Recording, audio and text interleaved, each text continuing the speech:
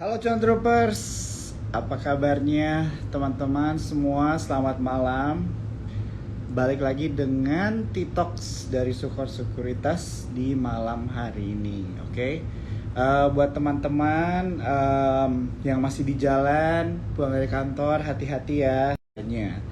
Ya, jadi untuk pada malam hari ini kita akan berdiskusi, kita akan juga bisa bertanya-tanya ya teman-teman ya, dengan narasumber kita di malam hari ini. Nah teman-teman pasti udah lihat ya di flyersnya, di feed dari Sukor Sekuritas, pembicara narasumber kita untuk malam hari ini adalah Olivia Louis. Olivia Louis ini adalah stock investor ya teman-teman ya. Pasti sering banget ya teman-teman lihat kalau misalnya menjadi pelaku di pasar modal atau suka melihat konten-konten mengenai investasi, bahkan even personal finance juga.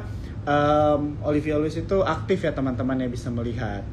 Nah, tapi di sini ada special guest nih ya teman-teman ya. Jadi kalau kalian lihat di story-nya Sukor Sekuritas, itu ada update ya di narasumber kita untuk diskusi malam hari ini ya, yaitu adalah Arvin Onami. Jadi Arvin Onami ini adalah investment stock creator ya teman-teman ya. Jadi aku juga belum pernah nih sebenarnya secara personal ketemu sama Arvin, tapi di malam hari ini kita akan kenalan gitu ya. Mungkin teman-teman udah tahu juga Arvin siapa gitu, tapi aku akan kenalan dan kita akan ngobrol langsung juga nih sama Arvin. Jadi kita mempunyai dua narasumber. Oke nih, udah mulai banyak yang nanya-nanya ya, share BBCA enggak nih Pak?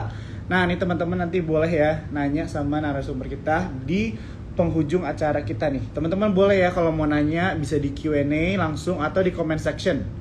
Oke, jadi jangan lewatkan kesempatan kalian untuk bertanya dengan para ahlinya ya di dunia pasar modal. Oke, jadi mengingatkan buat teman-teman, judul pembicaraan kita malam hari ini adalah Affect the Fed di akhir Q1 atau di kuartal 1 ya teman-teman ya. Dan juga aku mau ingetin buat teman-teman di sini yang belum punya akun untuk berinvestasi, bisa buka nih di form.sukorsekuritas.com. Ya, ini aku udah tag komennya, udah kupin, jadi teman-teman bisa kebantu ya untuk buka akunnya. Dan juga aku mau ingetin buat teman-teman di sini, sekarang kalian udah bisa beli reksadana lewat akun soalnya. Nanti di situ bisa tuh ada pemilihan reksadananya. Produknya untuk saat ini hanya masih bisa produknya Sukor reksadananya. Tapi kalian tahu sendiri ya, produk-produk Sukor reksadananya itu adalah produk-produk terbaik ya. Oke, sambil menunggu pembicara kita, oke Olivia udah ada. Teman-teman di sini sambil menunggu yang lain, aku ingetin sekali lagi, kalian boleh nanti ada pertanyaan sesi Q&A-nya. Diskusi kita malam ini selama 1 jam ya teman-teman ya. Jadi jangan lupa untuk bertanya. Oke, kita mungkin accept dulu ya kali ya Olivia sama Telkom Bang. Oke, boleh nih nanya nih sama Olive nih nanti ya. Nanti kita jawab ya rame-rame. Oke. Halo Olive, Hai, apa kabar? baik, Sehat ya? sehat. Udah lama banget Ini nih nggak aku tuh ngobrol hektik langsung banget, ya. gak apa-apa. Ini Arvin join ya malam hari ini ya? Join. Tadinya kan Oke dia nih. nggak bisa, terus ternyata acaranya cancel, jadi nggak apa-apa, bisa nemenin. Oke, ini kayaknya udah ada nih Arvin. Coba aku juga mau kenalan juga nih, soalnya belum pernah nih ketemu langsung sama Bro Arvin nih. Halo Bro, Halo Bro, Jo. selamat Halo malam. Jolif. Kita baru Hai, Malam, pertama kali malam. ketemu nih Bro ya. Salam kenal. Iya, baru 2 kali. Iya, salam kenal Bro. perasaan kita nggak janjian ya, tapi bajunya hitam-hitam. Oh iya, Duh, iya semuanya. wah, ini ada partinya ini teman-teman. Iya iya. Jadi buat teman-teman Cuan Troopers, pada malam hari ini kita akan ada kita diskusi langsung sama dua narasumber ya. Jadi nanti mungkin aku oper-operan pertanyaan juga gitu ya. Aku ada Q&A, list of questions yang aku udah kasih gitu ya sama Ci Olive. Tapi bebas ya buat siapa aja yang mau jawab. Dan aku ingetin sekali lagi teman-teman, tadi udah mulai banyak yang nanya ya. Padahal sebelum Olive join juga tadi udah mulai nanya pertanyaan gini. Oke, mungkin kita langsung aja kali ya mulai diskusi kita buat malam hari ini ya, Bro Arvin sama Olive ya. Oke, Iya. jadi kalau koneksi aman ya Bro ya, ini gue mau ngecek dulu nih sama Olive, aman ya koneksinya ya, Kalau suaranya di jelas aku ya. kok Jo agak-agak kayak apa ya? Kayak kurang Blur. sinyal ya. Kayak Ngeblur. patah-patah ya, Iya, tapi suaranya aman gak ya? aman. Aman. Oke, Suaranya oke, aman. oke. Nggak apa-apa lah, yang penting suaranya lah ya. Kalau mukanya juga ya udah aja nggak sih? Jangan dong, nanti Sobat Cuan nggak bisa lihat. Oh, iya. Ini mungkin yang kurang tahu nih koneksinya gimana. Tapi nggak apa lah, kalau misalnya suaranya masih ada, ya at least ya masih bisa lah ya kalian dengar pertanyaannya. Oke, jadi kan diskusi atau judul topik TikToks kita malam hari ini kan membahas tentang efek The Fed di akhir kuartal 1. Begitu ya. Dan sebenarnya walaupun kita lihat ISG hari ini tutup hijau, tapi kalau misalnya dari awal tahun itu sebenarnya market ISG kita masih turun ya, masih dalam posisi terkoreksi atau downtrend begitu kan. Mungkin dari Olive dulu nih, kalau misalnya kita melihat kondisi market sekarang nih yang masih terkoreksi dari awal tahun, tanggapannya apa nih melihat sekarang ini gitu kan? Karena mungkin banyak banget nih cuan troopers yang mungkin ada yang baru mulai berinvestasi terus dia masuknya ke dalam market yang seperti begini begitu kan, dan bertanya-tanya nih kira-kira apa yang sedang terjadi gitu kan. Mungkin dari Olive sendiri bisa share nggak kira-kira apa sih yang terjadi saat ini? Kalau yang terjadi, ya sebenarnya kan ada Fed masih naikin suku bunga ya, itu satu. Jadi cost of capitalnya itu masih mahal. Yang kedua, kemarin juga ada efek finansial kan, sektor finansial di sana. Setidaknya ada 3 bank yang terkena masalah gitu ya. Yeah. Sebenarnya salah satu masalah terbesarnya itu adalah karena bank ini adalah bank yang dipakai untuk perusahaan teknologi sama startup. Jadi waktu suku bunganya lagi rendah, perusahaan-perusahaan startup dan teknologi ini kan jalanin operasionalnya itu kan biasanya dari fundraising kan, karena mereka mayoritas belum ada laba gitu ya, belum ngasilin laba. Nah, ketika mereka menjalankan dari suntikan investor gitu ya, dari venture capital, tapi kan nggak semua bank ternyata The Fed naikin suku bunga yang tadinya dia bilang suku bunganya itu nggak akan naik tinggi karena inflasinya menurut mereka awalnya adalah transitori, tapi ternyata tidak transitori. Akhirnya kenaikan suku bunga yang masif meningkatkan yield.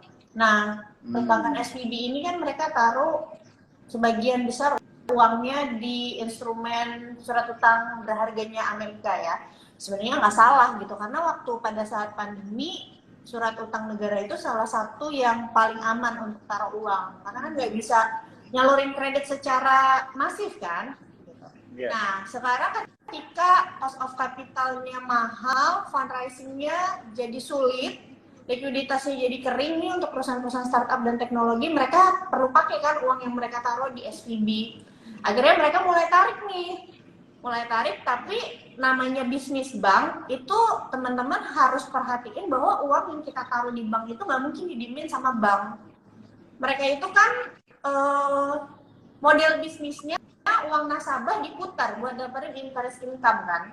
Kalau nggak gitu nanti gimana mereka bisa bayar bunga deposito dan juga bunga tabungan biasa kita. Nah, ketika uangnya lagi muter di luar, kalau terjadi penarikan uang atau withdrawal secara besar-besaran, ya pasti akan mengganggu likuiditas perbankan itu sendiri. Kepanikan itu diperparah ketika SVB itu gagal ngelakuin private placement sama right issue. Jadi nasabahnya makin mikir, oh separah itu kan likuiditas mereka, gitu kan ya, akhirnya jadi tambah banyak yang mau narik. Nah, sebenarnya bank apapun itu, sesehat apapun itu, kalau nariknya secara bersamaan dan gede-gedean, ya pasti likuiditasnya akan terganggu kan, gitu. Di Indonesia pernah kejadian juga waktu 98, kalau sekarang sih enggak lah, gitu. Karena kan di kita juga banknya yang pakai masyarakat sama perusahaan ya, perusahaannya juga konvensional, bukan perusahaan teknologi yang pakai. Itu sih kemarin akhirnya bikin panik, ya kan? Bikin panik, makanya tanggal 14, 15, 16 tuh ya, IHSG turunnya in total itu 3,5%. Gitu. Tapi selanjutnya tanggal 17-nya mulai technical rebound karena FTSE ya. ISI. Terus sampai sekarang sih masih technical rebound, tapi banyak saham juga yang masih harganya masih main di area support kan. Itu sih kalau dari aku. Iya. Oke, jadi bisa dibilang keadaan market sekarang itu karena sentimen dari luar negeri begitu ya. Dimension dari tadi tentang situasi atau bisa dibilang keadaan yang terjadi di untuk SVB ya, bisa dibilang begitu ya, atau enggak bisa dibilang juga perbankan di Amerika Serikat lah ya, kurang lebih seperti begitu ya. Nah, kalau misalnya dari aku panggilnya Arvin aja ya bro ya. Boleh. Kalau di Sukor semuanya kok soalnya. Ya, jadi kalau dari Arvin nih, tadi aku sebenarnya lihat gini bro, gue lihat IG lu kan, jadi lu baru mengulas tentang ini ya, tentang SVB begitu kan, dalam 1 menit gitu bahkan ya kan. Jadi mungkin bisa di-share dulu nggak mungkin buat teman-teman cuan troopers nih yang mungkin sering mendengar tentang SVB tapi mungkin masih nggak tahu general idea-nya sebenarnya apa sih yang terjadi gitu kan. Karena yang dari gue aja yang gue tahu kan SVB itu kalau nggak salah satu bank yang kasih modal buat perusahaan startup begitu kan. Ya. Tapi yang gue dengar juga krisisnya itu udah selesai gitu dalam waktu 2 hari kalau nggak salah, gara-gara langsung di take over ya sama FDIC. Pemerintah atau sama FDIC. apa gitu, sama FDIC-nya begitu kan. Ya. Nah mungkin dari kata-katanya Bro Arvin tadi Ciolif udah menjelaskan dengan kata-katanya. Kalau misalnya dari Arvin sendiri gimana nih menjelaskan tentang situasi SVB yang terjadi saat itu? Oke.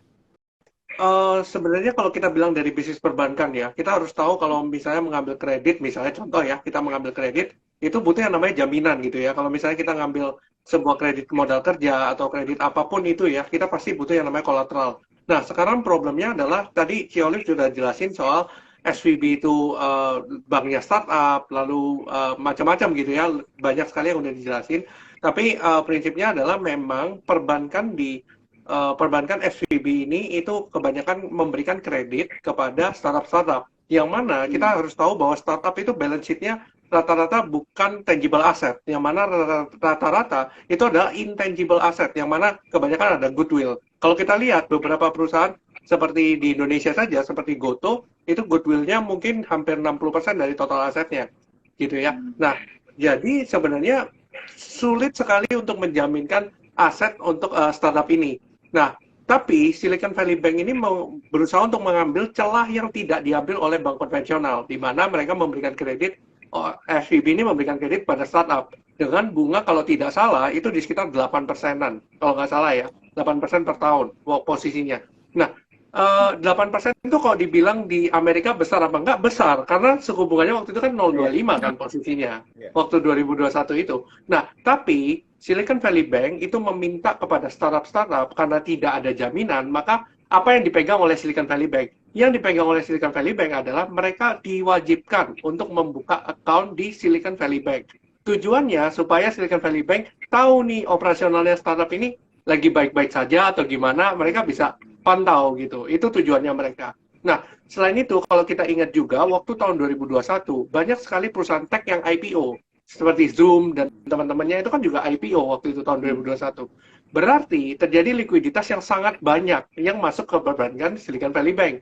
Yang menyebabkan Silicon Valley Bank, tadi seperti Ciolif jelasin, bahwa bisnis perbankan harus memutar dananya. Nah, putarannya itu di 2 tempat biasanya. Satu adalah pinjaman, satu adalah obligasi. Nah, obligasi waktu itu suku bunga 0,25 dan mereka expect bahwa kedepannya suku bunga akan stay low, akan tetap rendah sampai bertahun-tahun berikutnya.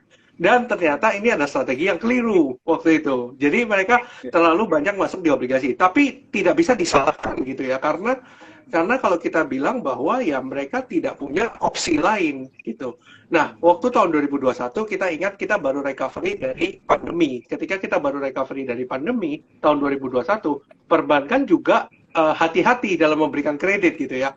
Mereka pasti hati-hati juga, makanya mereka taruh di ibaratnya ya low risk asset lah ya menurut mereka gitu. Jadi mereka taruh di low risk asset sementara. Jadi kalau diras bareng-bareng kan otomatis yang pinjaman kredit yang ke startup itu kan tidak mungkin suruh startup langsung bayar semua kan, nggak mungkin. Karena mereka kan ada tenornya gitu ya. Nah, Tapi di saat yang sama, obligasinya terkoreksi hampir 50% karena suku bunganya naik. Nah, jadi mereka itu nggak bisa ngecairin semua dana yang ada yang diminta sama startup ini. So, FDIC membantu KPS-nya Amerika, ibaratnya kayak setengah bailout gitu lah ya, meskipun Menteri Keuangan Janet Yellen juga tidak mau mengakui itu sebuah bailout. Cuma ya itu ibaratnya dibantu gitu. Nah, so ya, kalau kita lihat sekarang kan berita terakhir ada First Citizen ya yang ngambil Silicon Valley Bank. Jadi ya ya itu ada salah satu bentuk penyelamatan lah. Dan kalau kita lihat memang penyelamatan ini juga dijamin oleh bank sentral gitu ya. Karena ibaratnya loh perbankan ini suruh akuisisi ini nih, tapi saya jaminannya apa nih kalau ini gagal gitu ya. Ini sudah terjadi di UBS dan Credit Suisse. Kalau Credit Suisse kan diakuisisi oleh UBS kan, tapi Bank Sentral Swiss itu juga memberikan jaminan kepada UBS gitu. Kalau misalnya akuisisi ini gagal, apa yang terjadi gitu. I see. Wah, ini jawabannya detail ya bro ya, thank you banget. Jadi bisa dibilang sebenarnya salah satu problemnya Jit, waktu itu berarti adalah ada keliru gitu ya dari obligasi kalau ke depannya bahwa suku bunga akan tetap rendah, tapi ternyata faktanya tidak seperti begitu ya. Soalnya kan The Fed-nya sendiri yang bilang awalnya transitory. Nah, iya betul, Fed-nya sendiri yang bilang transitory di awal. Iya.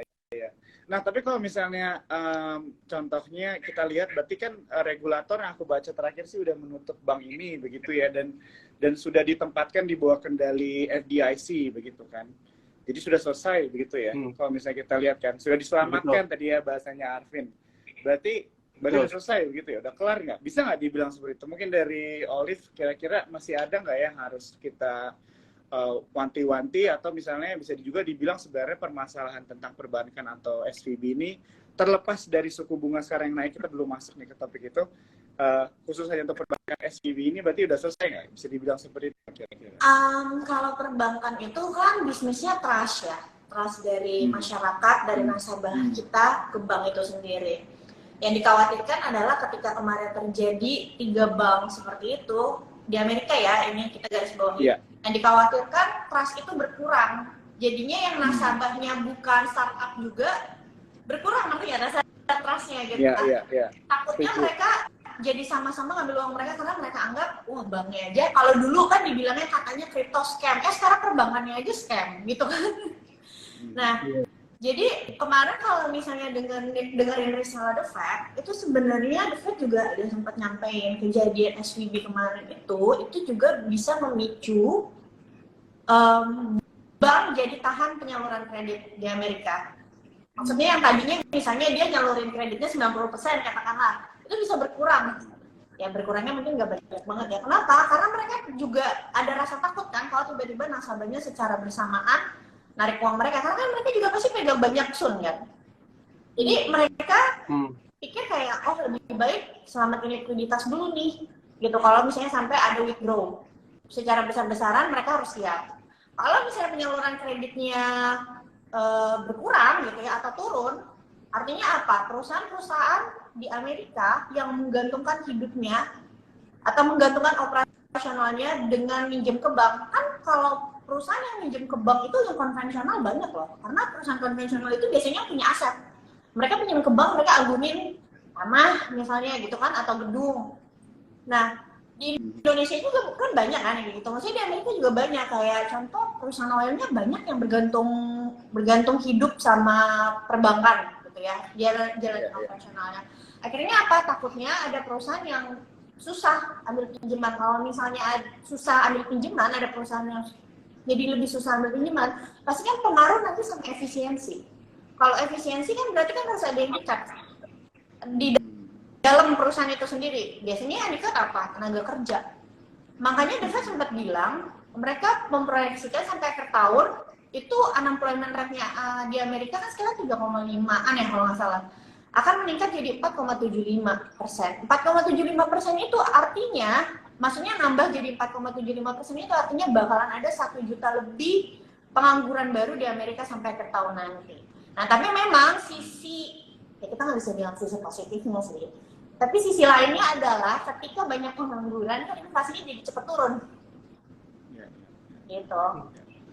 I I see. Wah, thank you banget ya, Olive udah kasih poin yang penting banget nih buat teman-teman ya. Tadi mention tentang the aftermath gitu ya, konklusi setelah kejadian SVB ini. Nah, kalau misalnya dari Arvin sendiri gimana, bro? Lu melihat situasi, contohnya kalau ada orang bilang kayak, udah selesai nggak sih SVB ini kan udah diselamatkan begitu kan?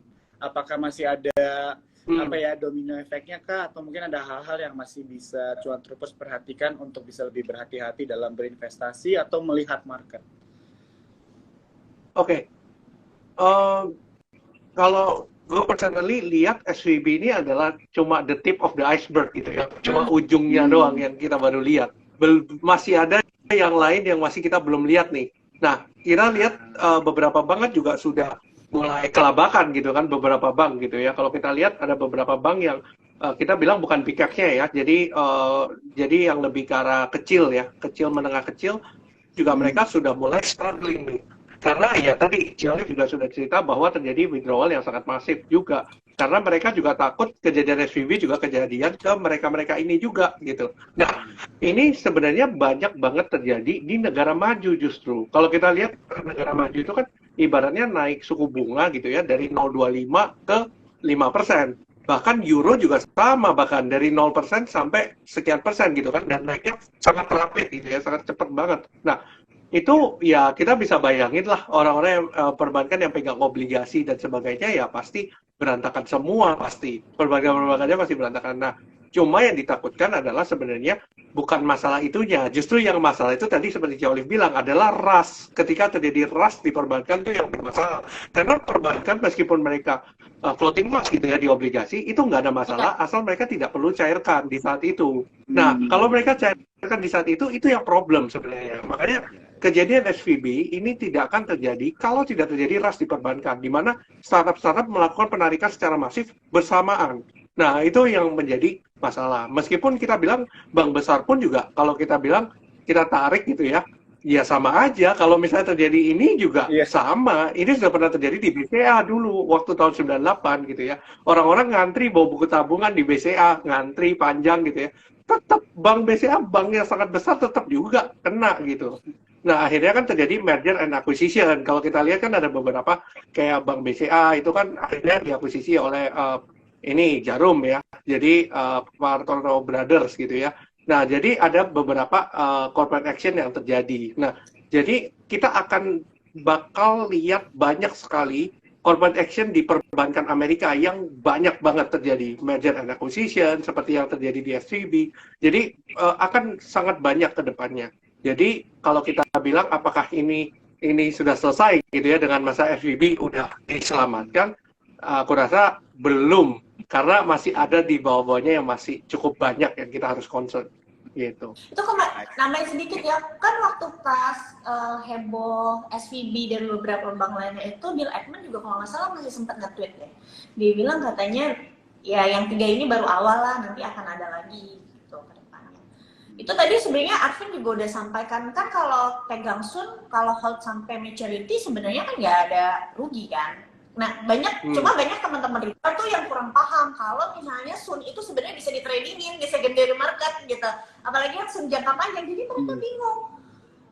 Termasuk pas kita bahas juga pasti kan ada pertanyaan, bukannya ini ya nggak bisa, kok bisa di-tradingin bla bla segala macam gitu. Ya itu tadi Arvin juga udah sampaikan kalau hold sampai to maturity sebenarnya nggak bakalan kenapa-napa juga kan, tapi kan kita nggak pernah tahu namanya nasabah di tengah jalan butuh duit, ya kan? Ya, setuju banget. Wah ini jadi poin-poin penting banget ya ini buat teman-teman cuan troopers ya. Jadi tadi mention tentang apakah contohnya walaupun SVB ini sudah kita lihat beritanya diselamatkan begitu kan, tapi tadi poin pentingnya dari Olive yang aku dapat gitu ya adalah dari kata trust begitu ya, dan kalau dari Arvin adalah ini tip of the iceberg begitu kan ya, bisa dibilang juga istilahnya whistleblower lah ya, too soon to tell juga kalau misalnya hal ini sudah selesai karena mungkin ini bisa merembet kemana. Jadi sebagai pelaku atau pengamat gitu ya pasar modal atau bisa dibilang juga keadaan ekonomi secara global, pintar buat kita untuk tetap up to date lah ya Bu, atau mengikuti perkembangan yang ada kurang lebih begitu ya. bisa dibilang. Oke. Betul. Nah, kalau misalnya kita lanjut nih ngobrol tentang pembicaraan kita malam hari ini, mengikuti dari topik begitu ya. Tadi kan kita ngomongin tentang SVB begitu kan, tentang perbankan di Amerika Serikat, bank-bank kecil begitu ya. Bagaimana dengan suku bunga yang naik begitu kan, istilahnya udah ada problem tentang perbankan di Amerika Serikat begitu kan, dan sekarang The Fed menaikkan suku bunga lagi gitu yang ke-9 kali dalam 1 tahun terakhir begitu kan. Mungkin bisa dari Arvin dulu gitu ya. Bagaimana nih tanggapannya Arvin melihat suku bunga yang akan dinaikkan lagi yang ke-9 kali dalam 1 tahun terakhir dengan keadaan perbankan yang sudah cukup istilahnya mengkhawatirkan gitu di Amerika Serikat. Oke. Kalau kita bilang Fed meeting itu berikutnya di bulan Mei ya. Kalau kita lihat di bulan Mei itu ada Fed meeting lagi. Jadi what really matters adalah sekarang gimana caranya supaya inflasi bisa dikontrol. Nah, terkontrol ini syaratnya adalah di mana inflation rate berada di bawah interest rate gitu ya. Itu definisi dari terkontrol menurut The Fed. Jadi kalau kita bilang bahwa sebenarnya kita bilang bahwa kita itu sudah hampir di penghujung. Karena kalau kita bilang interest rate sudah di 5%, inflation sudah di 6% gitu ya. Jadi itu sudah tidak lama lagi. Itu salah satu faktornya. Yang kedua, gue sendiri personally yakin gitu ya, bahwa Fed tidak akan agresif. Seperti yang kita bayangkan, seperti Volcker dan teman-temannya gitu ya. Kenapa kok bisa seperti itu? Karena kita harus sadar bahwa kejadian Volcker, waktu Volcker menjadi gubernur Fed, posisi debt to GDP ratio Amerika itu masih di bawah 50%, bahkan masih 50% gitu ya. Nah, sekarang dengan Powell ini, dia menaikkan suku bunga ketika US debt to GDP ratio-nya sudah di atas 100%. Artinya, jika dia menaikkan suku bunga sangat masif, ini yang bermasalah nanti pemerintah Amerika dalam membayar bunganya ke Fed lagi gitu loh. Jadi ini yang kita harus pikirin gitu. Jadi nggak cuma masalah soal dia naikin suku bunga, terus nggak ada, pasti akan ada multiplier effect-nya gitu ya. Multiplier effect-nya ada banyak impact-nya ke depan. Jadi kalau kita bilang bahwa kenaikan Fed rate itu kemungkinan tidak akan jauh-jauh lagi. Yang ketiga, indikasinya adalah harga bonds. Kalau kita lihat yield bonds Amerika ya, kita bisa lihat bahwa ketika menaikkan suku bunga, maka harga bonds itu biasanya terkoreksi, yang menyebabkan yieldnya naik. Tetapi di kemarin, ketika si Fed ngomong bahwa kita menaikkan suku bunga 25 basis point, tetapi Powell memberikan komentar setelah itu bahwa dia juga melihat bahwa awalnya dia berpikir bahwa kita stop aja, kita hold suku bunga. Tetapi di satu sisi dia lihat data ekonomi yang keluar, loh kok masih ini ya, inflasinya masih persis gitu, jadi masih bertahan. Nah, jadi mereka ngelihat, kita coba naikin suku bunga sekali lagi, nanti kita lihat efeknya April sampai Mei. Tapi dengan mereka melihat perbankan yang kolaps dan sebagainya, tadi Ciaul juga bilang bahwa ini sebenarnya bukanlah berita baik sebenarnya. Nah, cuma kita harus tahu bahwa bad news is actually a good news ketika inflasi itu masih di atas interest rate.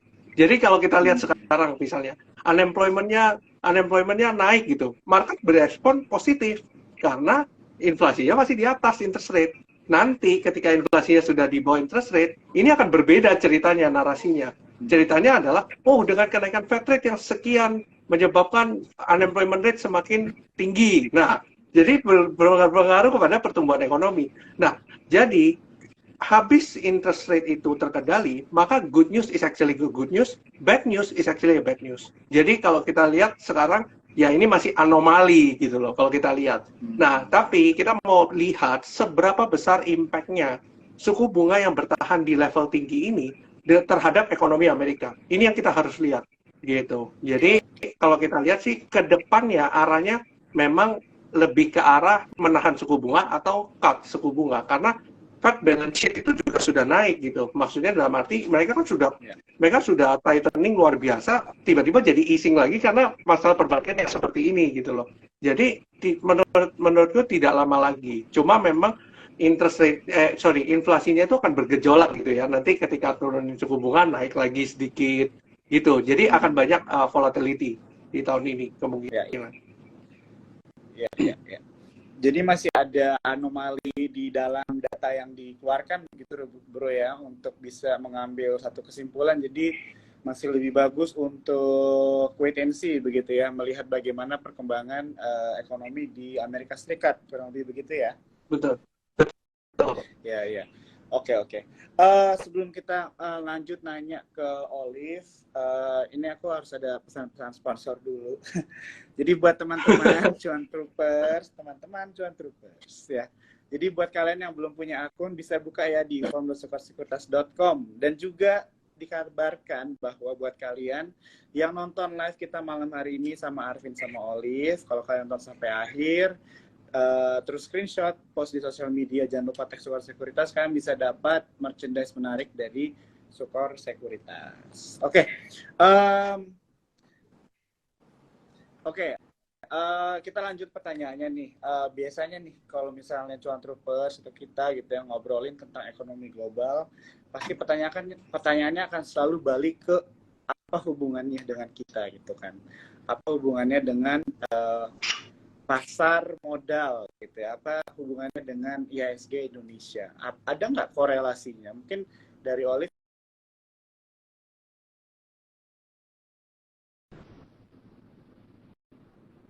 Sorry, itu tadi putus-putus dari aku ya? Oh iya. Jadi tadi kita udah membahas tentang ekonomi global ya, tentang kenaikan suku bunga dari The Fed begitu kan, dan biasanya pertanyaannya akan balik ke apakah adakah hubungannya gitu dengan pasar modal di Indonesia? Ada nggak korelasinya? Mungkin dari Olive bisa dijelaskan buat teman-teman Cuan Troopers yang belum kuat atau kurang mengerti mengenai konsep korelasi dari ekonomi global, terlebih dari The Fed dengan langsung ke IHSG. Jadi gini, ketika The Fed naikin suku bunga, mungkin yang paling gampangnya dulu ya, Indonesia juga perlu naikin suku bunga. Karena Amerika itu negara maju, Indonesia itu negara berkembang. Jadi harus jaga spread, ya kan? Amerika karena dia negara maju, itu tempat investasi yang lebih aman daripada Indonesia. Terlepas dari gonjang-ganjing ekonominya saat ini, tetap dianggap sama investor global, Amerika jauh lebih aman daripada Indonesia dan negara berkembang lainnya.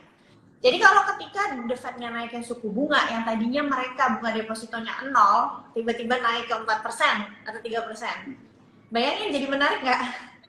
Kalau misalnya negara berkembangnya cuma ngasih sama 3% dengan resiko yang lebih tinggi, kita aja nih sebagai investor pasti akan lebih pilih cari yang lebih aman dong, dengan resiko yang berbeda.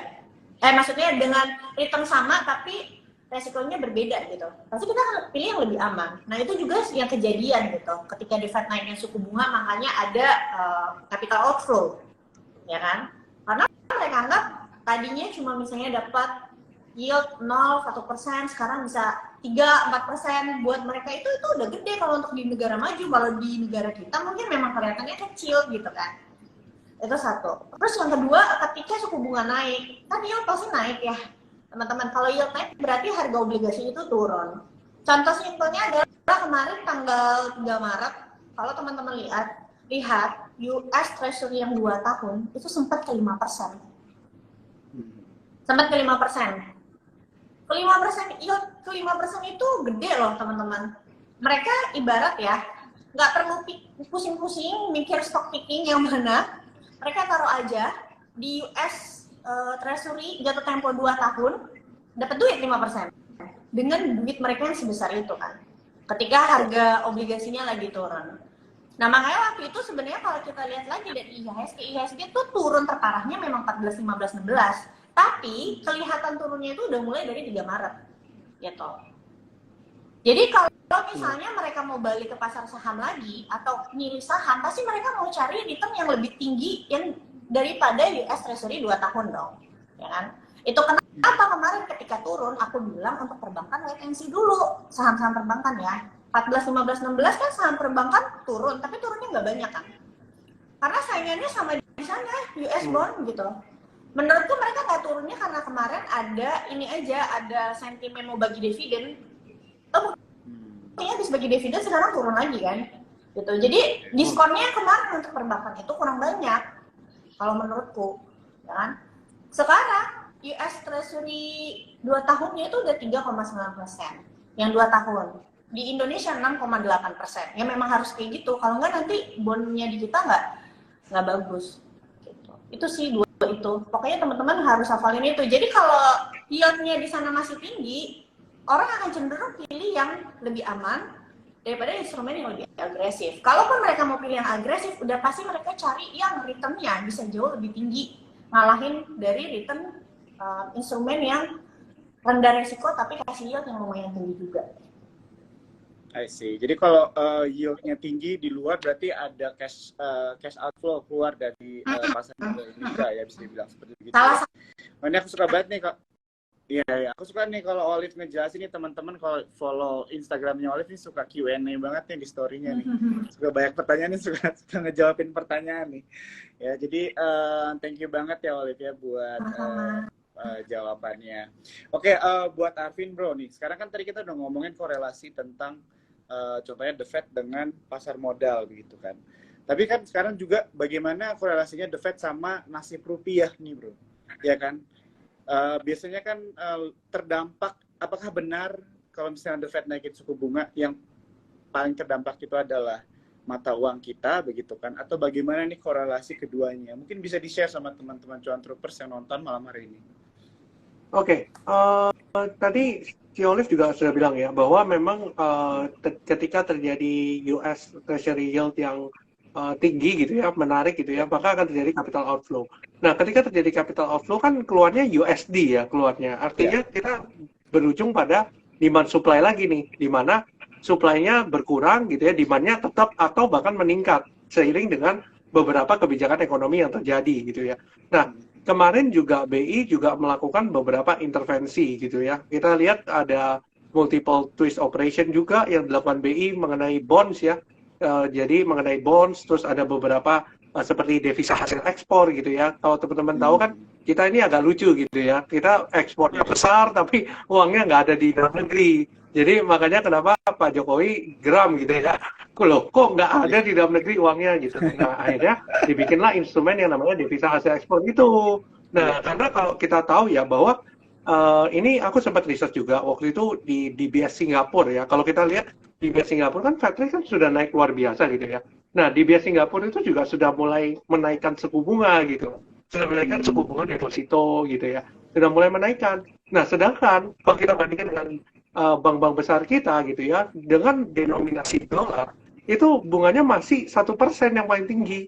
Nah, otomatis kan kalau kita bilang bahwa eksportir-eksportir juga berpikir bahwa ya kalau taruh di Indonesia bunganya cuma sekian.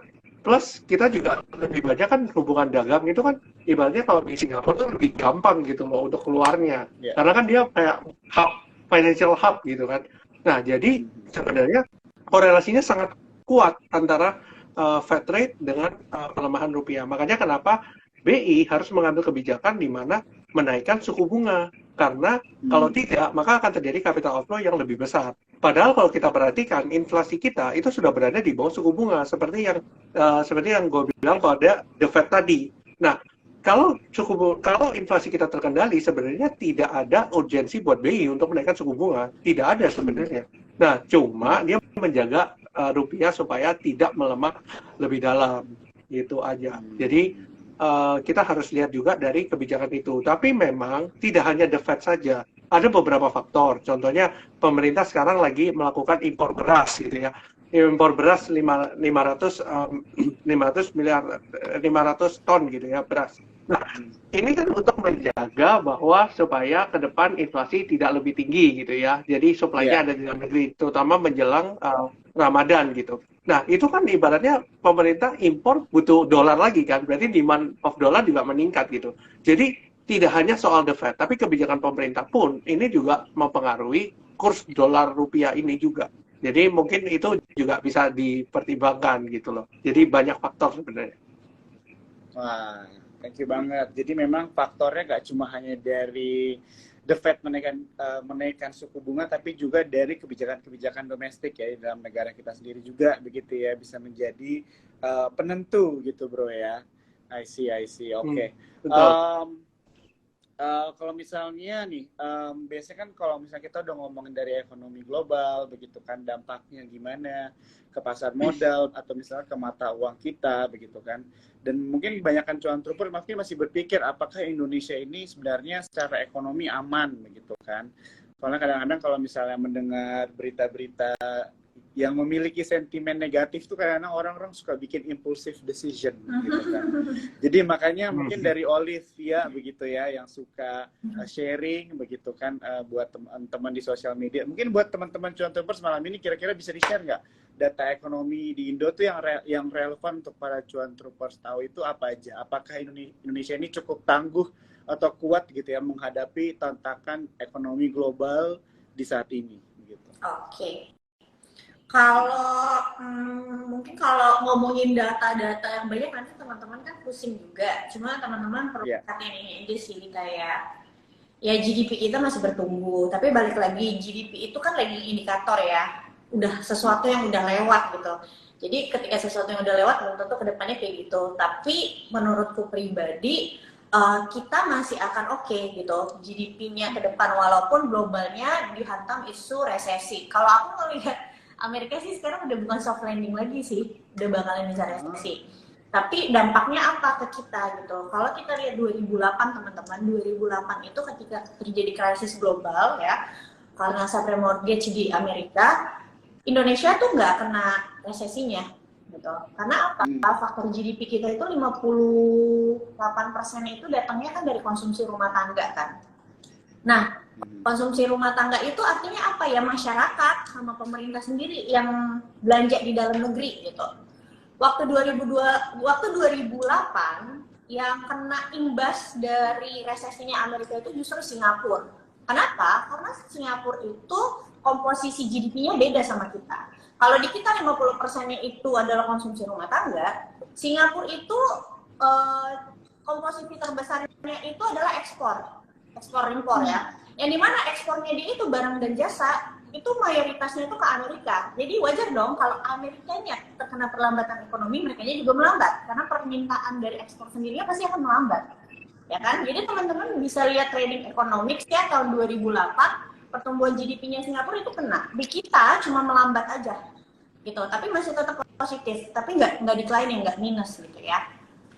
Jadi kalau sekarang di Indonesia masih resilience, kedepannya juga menurutku masih resilience. Paling nggak sampai mau pemilu ya. Kenapa? Karena ketika mau pemilu, kan M2 tambah banyak ya, uang beredar. Baik itu dari perusahaan itu sendiri, atau dari pemerintahan, jadi lebih banyak lah belanjanya. Ada proyek-proyek baru, pastikan sekarang juga kayak di daerah-daerah udah mulai tuh ada konser-konser. Entah itu partai, entah itu bank BUMN, kayak gitu. Itu kan perputaran uang, teman-teman. Dan yang kayak gitu yang bisa menjaga daya beli masyarakat. Maksudnya kan namanya trickle down effect ya. Ketika misalnya pemerintah atau perusahaan dia bikin sebuah acara, akhirnya misalnya di acara tersebut ada stand makanan. Orang-orang pada beli, orang yang punya stand makanannya dia jadi bisa bayar pegawainya, jadi bisa bayar ART-nya, jadi bisa bayar supirnya misalnya. Si pegawainya jadi punya duit bisa beli beras. Itu kan namanya trickle down effect kayak gitu. Nah, sama satu lagi adalah lihat PMI, Manufacturing Index itu sebenarnya bisa jadi leading indicator sih buat lihat kita tuh kontraksi atau enggak. Nah, PMI itu kalau yang bagus itu di atas 50 ya. PMI itu bisa dilihat di trading economics ya teman-teman. Nah, kalau di kita itu sekarang 51. Kalau nggak salah Amerika punya PMI-nya udah turun gitu. Cuma aku mau ingetin nih, itu kan kalau dari sisi ekonomi. Tapi kalau dari sisi market ini bisa beda jalannya. Kayak 2008 ketika ekonomi kita cuma melambat gitu ya, bahkan nggak kayak Singapura, tapi market kita koreksi juga. Kenapa? Ya kan karena di dalam ada asingnya. Kalau negaranya mereka kenapa-napa kan pasti mereka ada capital outflow dulu kan. Itu satu. Yang kedua, belum lagi kalau udah asingnya jualan, investornya banyak yang ikutan panik juga gitu. Atau misalnya ada yang taking profit juga. Jadi harganya ya turun gitu sih dari aku. Oke.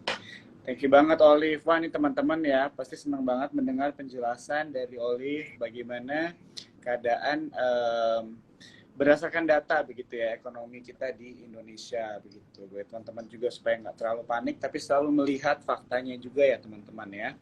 Oke, jadi mungkin enough dulu kali ya tentang sentimen negatif gitu ya. Sekarang mau nanya nih sama Bro Arvin.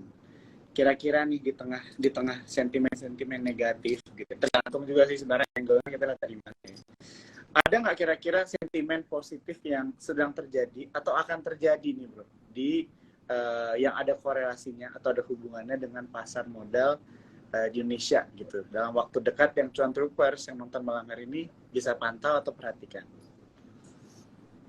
Oke. Sebenarnya kalau kita bilang kan sebenarnya beberapa perusahaan di Indonesia gitu ya, beberapa perusahaan kita lihat memang keuangannya bagus banget gitu ya di tahun 2022. Mungkin hampir majority ya kalau kita lihat hampir semuanya keuangannya sangat bagus gitu. Cuma kalau kita lihat berarti kan itu ada potensi perusahaan-perusahaan yang bagi dividen itu kan dividennya akan besar sekali gitu ya. Meskipun dividen payout ratio-nya sama, tapi kalau earnings-nya naik gitu ya, berarti kan lebih besar lagi gitu untuk dividennya. Jadi banyak sekali emiten-emiten yang dividen yield-nya itu bisa di atas 5% bahkan. Jadi banyak sekali. Kalau kita lihat beberapa perusahaan seperti itu. Nah, ada beberapa ibaratnya kalau katalis lagi selain itu ya, selain sentimen dividen dan fundamental yang laporan keuangan keluar dan sebagainya, yang kadang kita sudah expect sebenarnya bahwa laporan keuangan A ini sudah pasti bagus. Selain itu juga memang dari globalnya ya. Kalau kita lihat makroekonominya kan memang Fed juga sudah agak setengah dovish gitu ya. Kita harapkan sebenarnya di bulan Mei ke depan itu sudah akan terjadi hold. At least hold lah, tidak perlu cut, tapi hold suku bunga aja, nggak perlu sampai cut gitu ya. Nah, jadi kita harapkan inflasi di Amerika mulai terkendali. Cuma balik lagi, kita harus lihat sentimen ke depannya, apakah yang dilakukan Fed ini akan menyebabkan krisis ekonomi ke depannya atau justru menyelamatkan mereka dari krisis. Jadi ini yang masih menjadi pertanyaan semua orang gitu ya.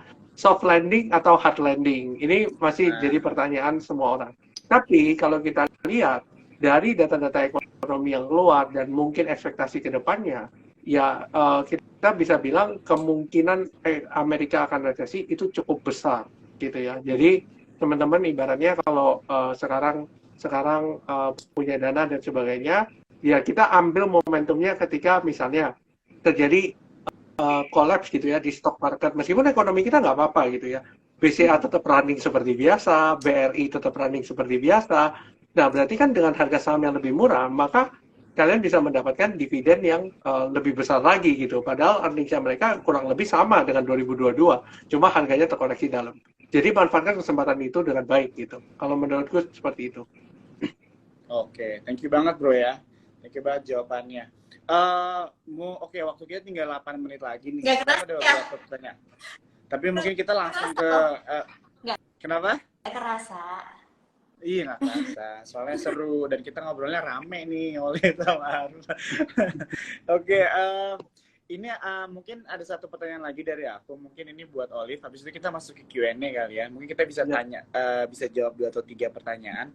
Oke, mungkin buat Olive nih yang suka sharing juga gitu ya di sosial media. Ini buat cuan troopers, kira-kira ada nggak strategi Olive dalam berinvestasi di saat market nih sedang sideways gitu ya, dengan sentimen yang cukup pesimis? Atau mungkin bisa dikasih apa ya bahasanya, insight lah ya buat teman-teman cuan troopers, soalnya banyak juga di sini Olive yang baru mulai berinvestasi atau baru buka akun gitu kan, mungkin karena mendengar cerita teman-temannya angkatan COVID gitu kan, semuanya naik terus dia masuk pas marketnya begini gitu kan. Jadi mungkin ada nggak kira-kira yang Olive bisa share nih buat teman-teman cuan troopers di saat market seperti begini?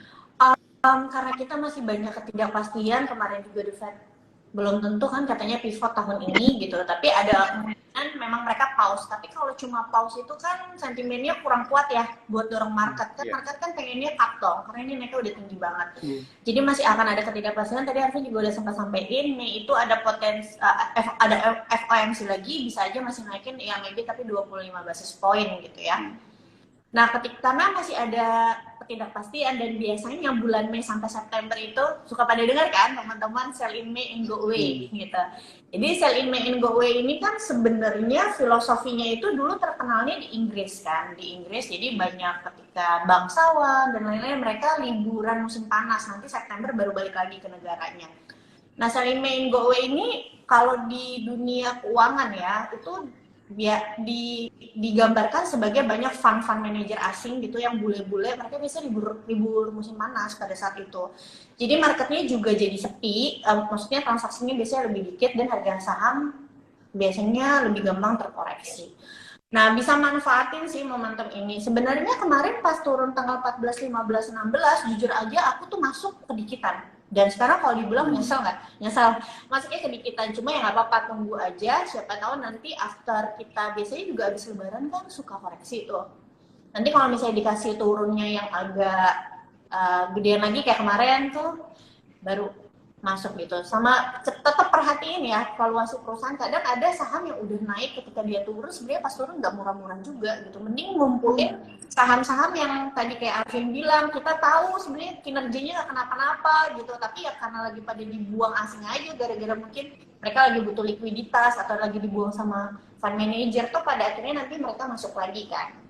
Gitu. Terus jangan lupa kalau teman-teman ngerti teknikal, cari titik-titik. Misalnya teman-teman view-nya untuk 1 tahun ke depan nih, investasinya di atas 1 tahun. Titik-titik support kuatnya. Jadi mungkin bisa masuk bertahapnya di area support. Gitu.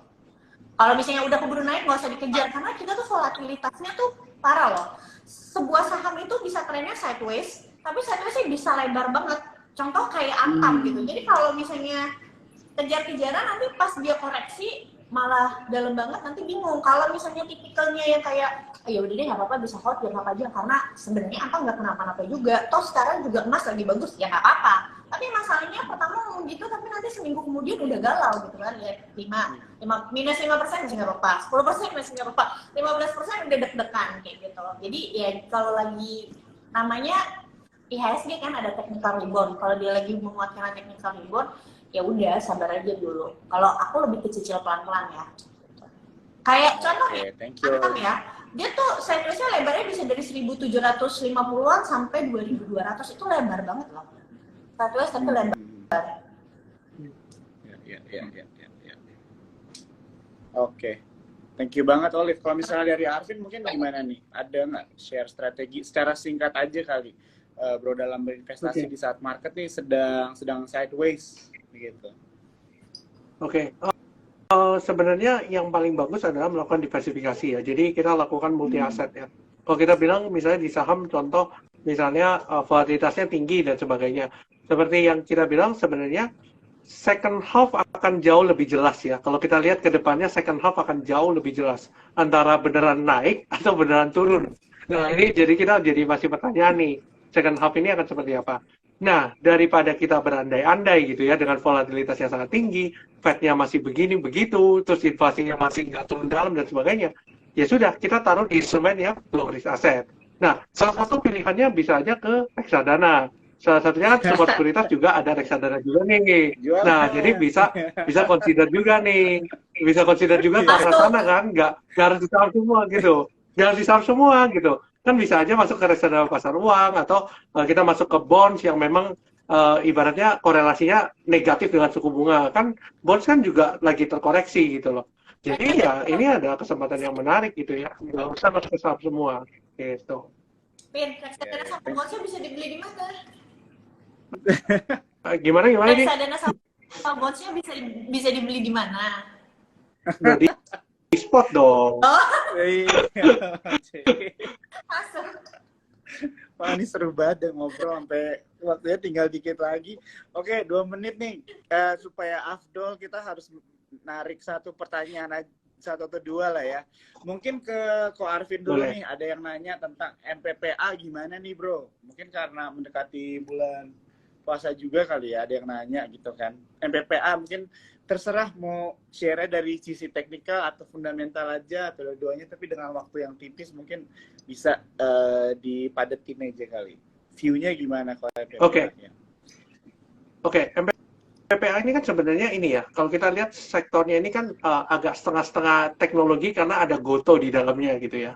Karena ibaratnya meskipun dia supermarket, tapi sentimennya itu ikut tech biasanya. Nah, sekarang kalau kita lihat beberapa tech kan juga naik signifikan. Kalau kita lihat secara teknikal sendiri, kemarin itu harganya naik, volumenya tinggi gitu ya. Nah, hari ini koreksinya dengan volume yang nggak terlalu tinggi gitu ya, masih cukup rendah. Ya, kita lihat aja apakah sebenarnya MPPA bisa bertahan di atas 85 apa enggak. Kalau dia masih bisa bertahan di atas 85, kita bisa assume bahwa orang yang beli di kemarin gitu ya, yang melakukan spike dari harga sekitar 86 ke 112 itu belum keluar sebenarnya. Jadi kalau kita bilang ya, misalnya dia pun dia nggak jebol dia di bawah 85, I think masih boleh untuk consider gitu ya. Jadi MPPA ini juga salah satu saham yang volatilitasnya tinggi. Jadi teman-teman harus hati-hati juga mengenai MPPA ini. Manage portion lah gitu. Oke, thank you banget. Jadi masih karena volatilitas yang tinggi, ngomongnya udah belibet nih. Volatilitas yang tinggi begitu, jadi memang harus hati-hati juga ya bro ya tadi ya, dilihat ya. Iya. Kalau misalnya di atas 85 tadi ya, berarti kalau misalnya di atas 85 berarti yang kemarin masuk besar dia belum keluar begitu ya. Betul, betul. Oke, kita lempar nih satu pertanyaan lagi mungkin buat Olive. Ini ada pertanyaannya mengenai ASI. Kalau ASI gimana nih, Olive, pandangannya? Oke. Singkat aja ya. Jadi kalau ASI, kalau kita lihat kinerjanya tahun lalu itu bagus karena ASI itu kan induk ya, perusahaan induk. Di bawahnya itu ada otomotif, lalu juga ada UMTR. UMTR itu ada alat, UMTR itu kan jualan alat berat, komposisi revenue-nya. Selain itu ada tambang batu bara juga ya, sama emas. UMTR-nya 2022 tuh bagus karena seperti kita tahu ya, batu bara memang bagus ya di tahun 2022. Itu kenapa ketika UMTR kasih dividen besar pasti akan berdampak sama Astra, karena kan kepemilikan ASI di UMTR itu sekitar 50%-an. Jadi dividen yang dibagi sama UMTR 50% itu akan masuk ke kantongnya ASI. Makanya ASI bagi dividen gede juga kan, sekitar 10%-an ya kalau nggak salah dividen yield-nya. Tapi teman-teman, kalau teman-teman cuma ngejar mau dapetin dividen nih, jadi dividen hunter gitu ya, itu hati-hati loh sama dividen trap. Kan udah kelihatan Bank Mandiri, BNI hari ini. Lalu gimana strateginya? Kalau mau trading jangka pendek aja, itu bisa pakai teknikal. Tapi kamu nggak bisa hold sampai ex-date. Jadi ibarat kamu nggak bisa win dua-duanya, mau capital gain juga, mau dividen juga. Kalau jaraknya bisa sedikit lagi gitu, maksudnya. Kan dia kalau nggak salah RUPS-nya itu bulan April kan? Ya. Betul. Jadi memang harus pilih salah satu, manfaatin kenaikan harga saham karena nanti biasanya ini kan sekarang belum keputusan ya. Baru kemarin tuh baru pengajuan dividennya sekian. Nanti diputusinnya di RUPS bulan April. Biasanya dari RUPS ke comeback itu sekitar 14 harian gitu. Nah, biasanya orang kan buy on rumor, sell on news. Rumornya sekarang pengajuannya dividennya besar, nanti RUPS-nya kalau beneran ketika harga naik taking profit, itu kalau trader kan.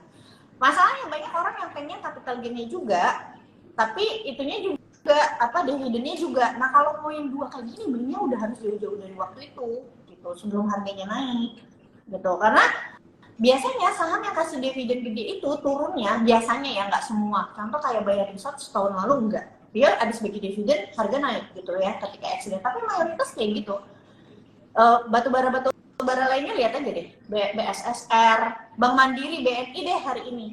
Jadi kalau kamu mau dapetin ya udah deh, aku memang mau investnya jangka panjang ya udah nggak apa-apa kok. Tapi nanti kalau harga sahamnya turun habis accident ya tetap hold ya gitu. Karena memang yakin sama prospeknya. Cuma aku mau garis bawahi bahwa UMTR itu potensinya 2022 itu high base karena batu baranya lagi bagus.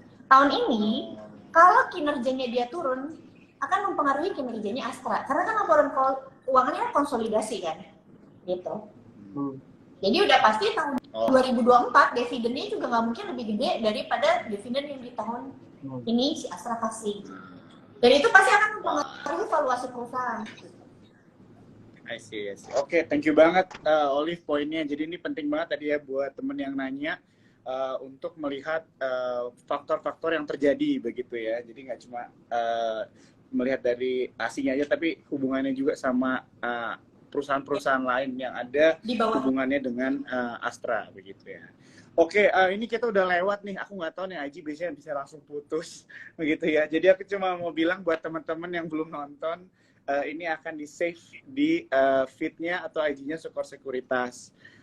Aku juga mau say thank you banget buat Olivia sama Arvin ya. Thank you banget buat waktunya malam ini dan share insight kalian. Semoga kedepannya kita bisa ngobrol-ngobrol lagi ya, bahas-bahas topik-topik lain yang menarik lagi. Oke?